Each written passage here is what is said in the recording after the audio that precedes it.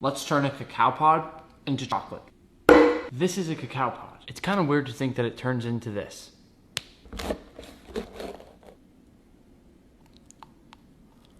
The white flesh on the outside tastes a little bit like a Jolly Rancher. Now I'm gonna let these ferment for a couple days. It's a new day, these have fermented. Stick these in the oven at 300 for a little over an hour. Let's remove all the shells. Inside this shell is cacao nibs. Recognize this? A little bit of sugar.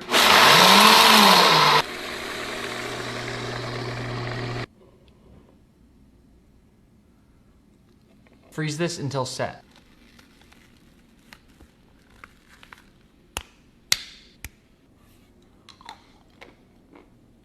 Let's make homemade buffalo wings. Buttermilk, pickle juice. Let these sit for half an hour. For our buffalo sauce, we'll add 2/3 cup hot sauce, a stick of cold butter, 1½ tablespoons white vinegar, a 1/4 teaspoon Worcestershire sauce, a little cayenne pepper, a little garlic powder, and just a pinch of salt. Whisk over medium heat until well combined. I'm telling you right now, homemade buffalo is 10 times better than anything you've ever had at a restaurant or a store. For our chicken dredge, we'll go 2 cups potato starch. Stop frying with flour, it's not crispy. A little garlic powder, chili powder, black truffle salt, onion powder, and pepper. First, we'll fry our chicken about 8 minutes at 325, and now we'll fry at 375 till golden brown. Now that is crispy. Buffalo sauce. Doesn't that look heavenly? If you're ever gonna make a recipe off my page, this is the one. Let's make edible cookie dough. We'll start by toasting 2 cups of flour. In addition to giving us flavor, this is actually an important safety measure. Once you start to smell that nuttiness, turn off the heat and add 2 tablespoons milk powder, my secret ingredient for the best cookies ever, and just a little pinch of salt. Set this aside. In a mixing bowl, add a cup of brown sugar, a 1/4 cup white sugar, and 2 sticks softened butter. Whisk about 1 minute. Add a splash of vanilla extract and combine. Then add your flour and milk powder and whisk that until well combined. Slowly drizzle in 2 tablespoons of milk, then finish with a nice sprinkle of chocolate chips. Now your mom can't yell at you for eating raw cookie dough anymore. Here we go.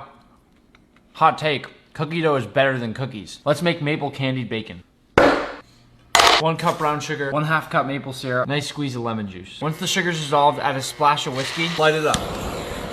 Don't be scared, just shake it till the fire's gone. Cook this off until it's about the consistency of maple syrup. Now I'll turn this into this. Lay your bacon on a sheet tray and generously paint it all over with our glaze. Bake this at 375 for about 18 to 20 minutes or until your bacon is crispy golden brown. I'll immediately add a little maple crumble and just a pinch of flaky salt. Be careful, this is highly addictive. Yeah, I definitely just found my new favorite snack. Let's make pumpkin spice bubble tea. Hot water and brown sugar. Stir until the sugar dissolves. Turn off the heat and add 1 tablespoon of your tapioca flour. Back on the heat until it starts thickening. It should look something like this. Now add the rest of your tapioca flour and mix until you have a dough. Add a little more flour if needed and continue kneading the dough until it's uniform and soft. Now we have our pearls. Boil for 20 minutes. For our tea, we'll add 2 cups of milk and 2 tea bags of chai. Then we'll add a sprinkle of pumpkin spice, sprinkle of sugar, and after 5 minutes, remove the tea bags. Then add 4 tablespoons pumpkin puree and a dash of vanilla extract. So I've made this beautiful gold boba. I'll color a couple with black dye to show you what that looks like. Well, this looks ridiculous. You can't beat homemade. Let's make Nutella hot chocolate. Oh baby. Combine about 2 cups of milk, a nice big spoonful of Nutella, a pinch of unsweetened cocoa powder, a pinch of sugar, a little salt, vanilla extract, and a splash of heavy cream. Stir this up over medium heat until well combined. Pour your hot chocolate into a blender, then blend at the highest speed. Coat the lid of your mug in Nutella, pour in your hot chocolate, add a homemade marshmallow, and give it a quick torch, then finish with some crushed candy cane. Hot chocolate just doesn't get better than this. Let's make vanilla extract. Fair warning, this recipe takes 1 year. So if you have no patience, get out of here. Now that I've got everybody with some vision, let's make this. You'll need 5 to 6 vanilla beans. These little black dots are the bits of flavor inside of vanilla beans. Stuff these into your glass jar. Now we need vodka or bourbon.